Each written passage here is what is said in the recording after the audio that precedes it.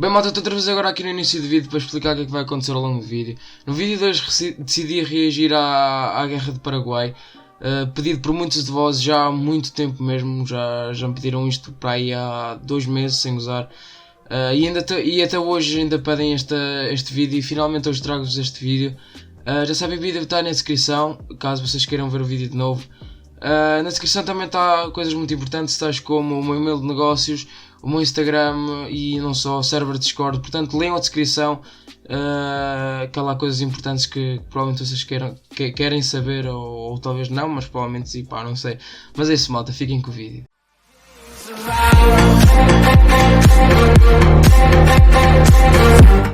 Boas, malta, bem aqui, tudo fixe, ok, malta? No vídeo hoje trago aqui mais uma react. A react de hoje vai ser à Guerra do Paraguai. Este vídeo já foi pedido há muito tempo atrás e ainda até hoje é pedido. Portanto, finalmente hoje trago-vos aqui a Guerra do Paraguai do canal DGP Mundo. Já sabem, o vídeo vai ficar aí na descrição caso vocês queiram ver o vídeo de novo. Outra coisa, sigam-me no Instagram, está a aparecer agora aqui na tela. Passem por lá, sigam-me e mandem mensagem que eu mais cedo ou mais tarde irei responder. Deixar também like neste vídeo e subscrever o canal. Vamos chegar aí aos 8.000 subscritores ainda esta semana que vai, porque é um objetivo para esta semana. O objetivo desta semana é os 8.000 subscritores. Faltam cerca de 200 subscritores. Sei que vocês conseguem, portanto partilhem o canal ao máximo, pá. Digam aos vossos amigos, vossos familiares para virem conhecer o canal, para subscreverem se quiserem e deixar o like se gostarem dos vídeos. Mas é isso, malta, sem mais demoras vamos então ver como é que está o vídeo. A Guerra do Paraguai.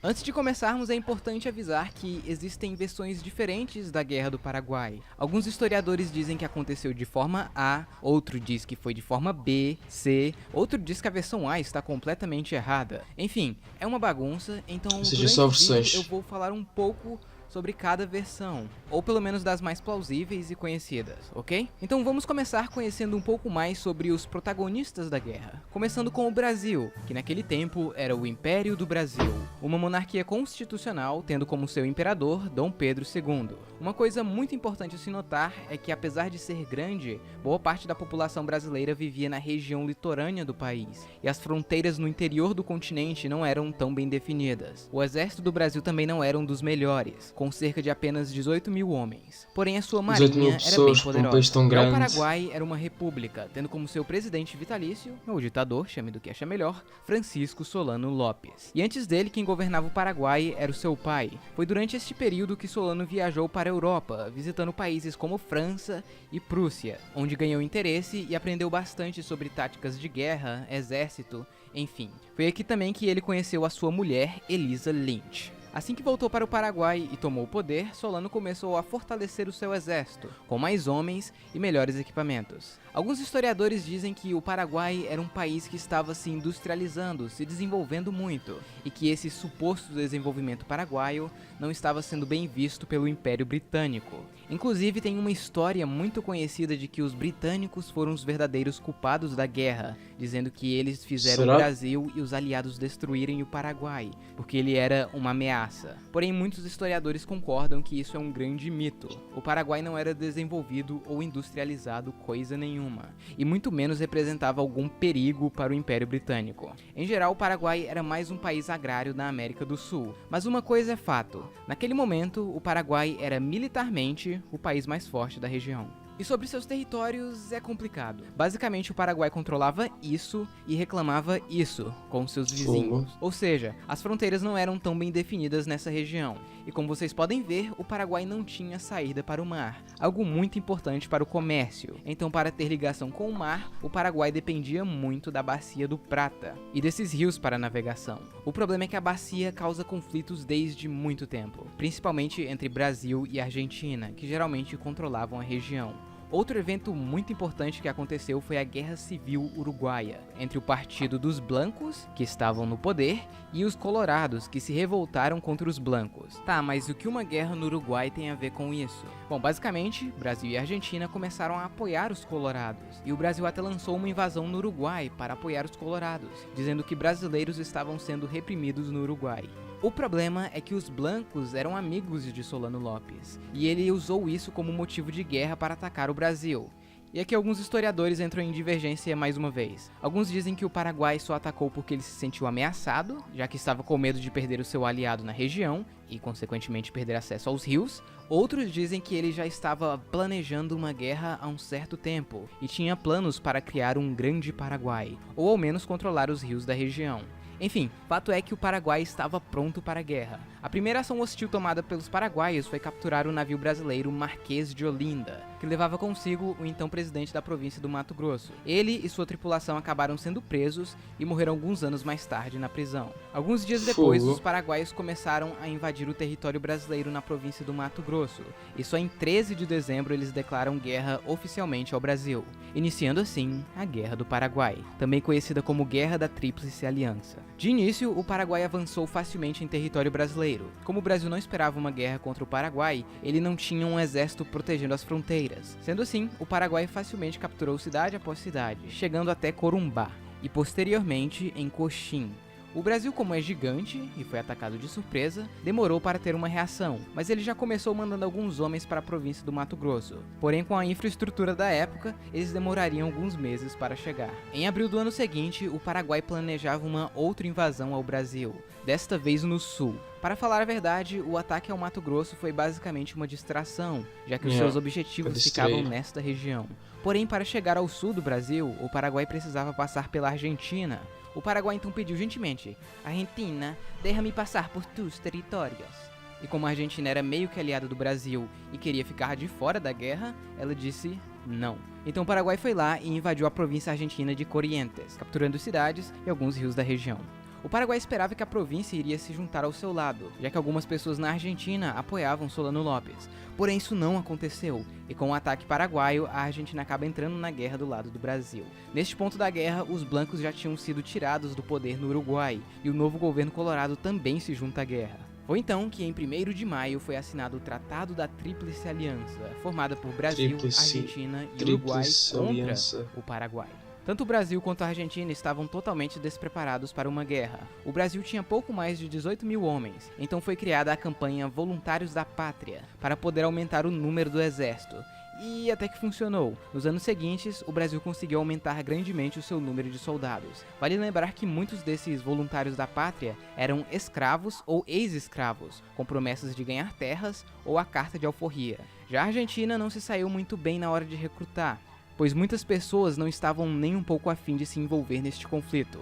Já o Uruguai contribuiu com mais ou menos 5 mil homens. No início de junho, o Paraguai inicia uma nova fronte de invasão, passando pela província argentina de Misiones e chegando em São Borja, no Rio Grande do Sul. Neste meio tempo, o Brasil começou a bloquear os rios do Prata, então o Paraguai tentou um ataque surpresa contra uma esquadra brasileira que estava aqui, iniciando a famosa Batalha do Riachuelo. O Paraguai tinha um navio de guerra e 6 navios de comércio que foram adaptados com canhões, além de alguns barcos de pequeno porte, conhecidos como chatas. Já o Brasil tinha 9 navios de guerra e alguns barcos menores. A ideia do Paraguai era capturar a poderosa frota brasileira e assim ter o controle dos rios da região. E como eles atacaram de surpresa no meio da madrugada, eles começaram na vantagem. Porém, a frota brasileira era muito superior, principalmente na resistência. Ao fim da batalha, o Brasil saiu vitorioso, destruindo a frota paraguaia.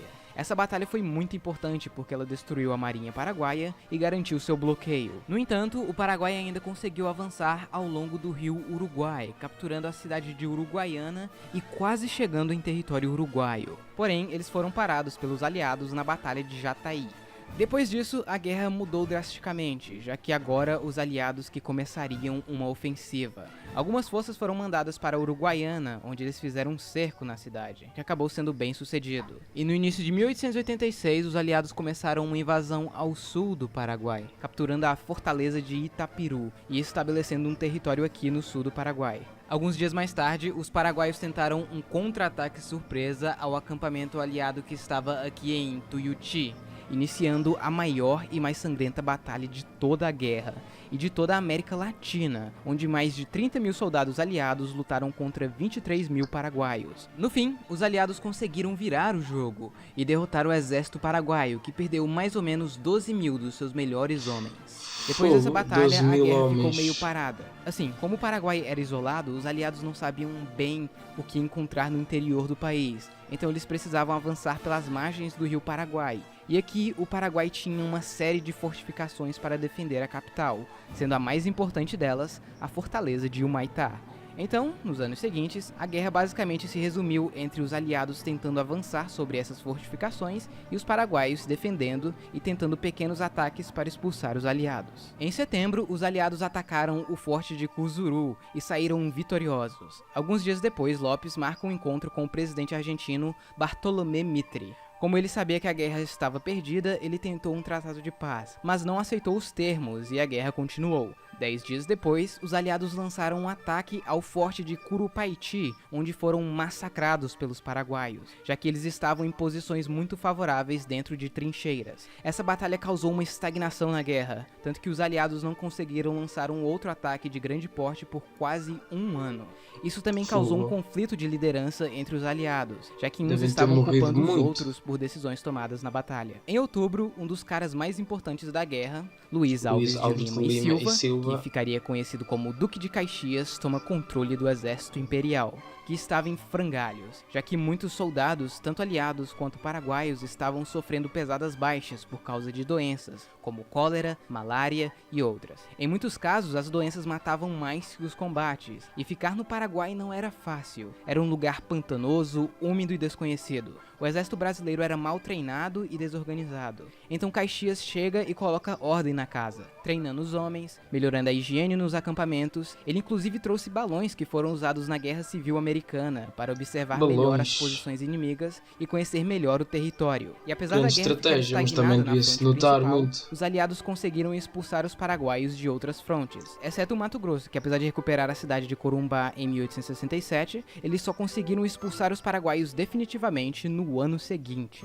Enquanto os aliados se organizavam, os paraguaios puderam melhorar as fortificações de Humaitá. Neste período de estagnação e doenças, muitos argentinos e uruguaios começaram a se retirar do campo de batalha, deixando o Brasil praticamente sozinho contra o Paraguai, com pouquíssimas tropas argentinas ou uruguaias de apoio.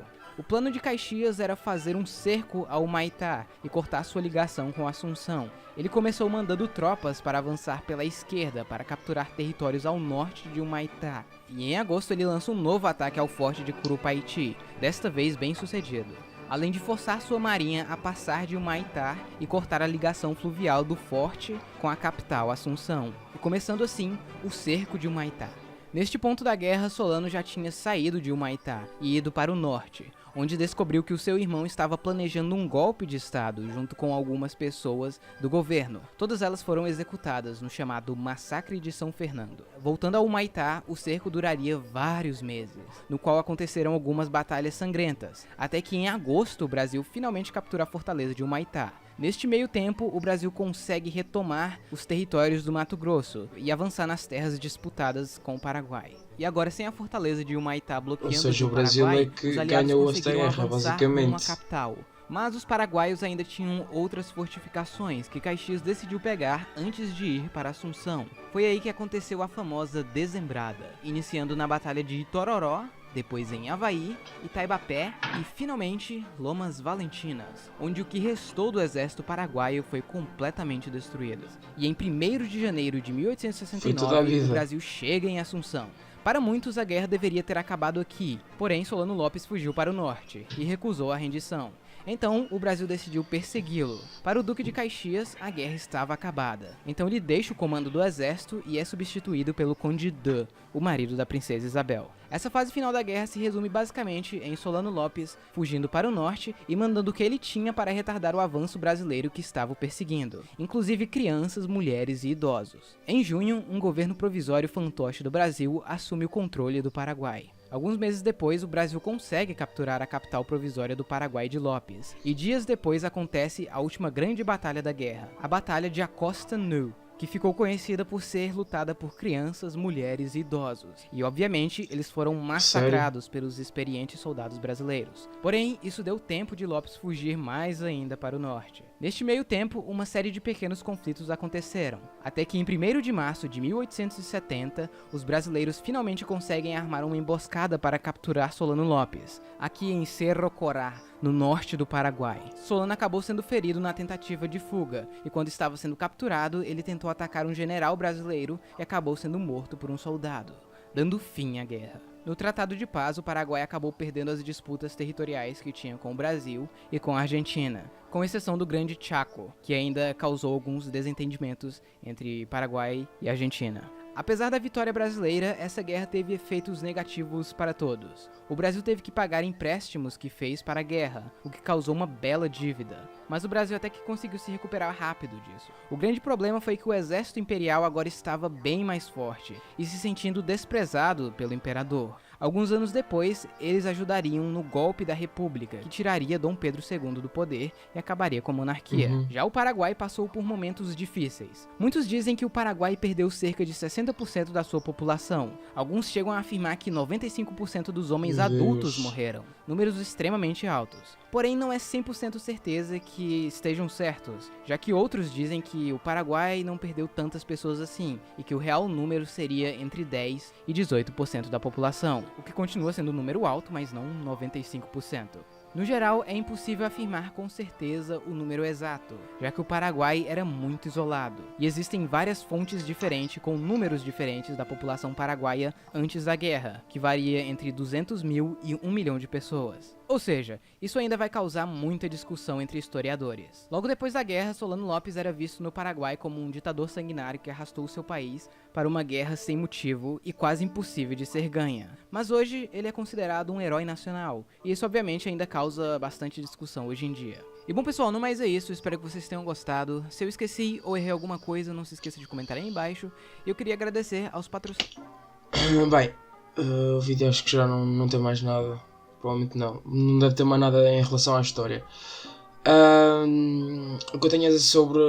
Em primeiro lugar quero dizer que os vídeos do DGP são incríveis. Ele deve levar uma trabalheira para conseguir fazer estas animações e conseguir fazer isto tudo, porque parecendo que não é um vídeo de 15 minutos e 15 minutos com estas animações e não só não é fácil. Acreditem que não é fácil. Mas em relação à parte da história, pelo que eu percebi e pelo que ele disse também, o Brasil saiu vencedor da guerra, conseguiu conquistar o Paraguai,